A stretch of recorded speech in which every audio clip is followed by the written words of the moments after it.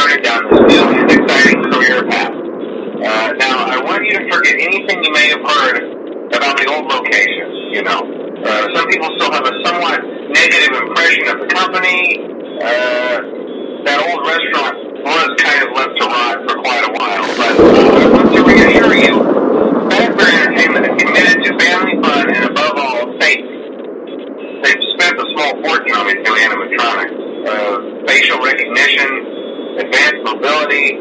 They even let them walk around during the day. Isn't that neat?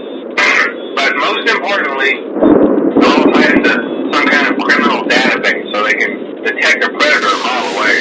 Heck, we should be paying them to guard you. Now, that being said, no new system is without its kinks. You're only the second guard to work at that location. The first guy finished his week, but complained about conditions. We switched him over to the day shift. So, hey, lucky, right? Mainly Gizber's concerned that certain characters seem to move around at night and even attempted to get into the office. Now, for all we know, that should be impossible. That restaurant should be the safest place on Earth. So, while our engineers don't really have an explanation for this, the working theory is that the robots were never given a proper night mode. So, when it gets quiet, they think they're in the wrong room. So then they go try to find where the people are, and in this case, that's your room. Our temporary solution is this. There's a music box over by the prize counter, and it's rigged to be wound up remotely.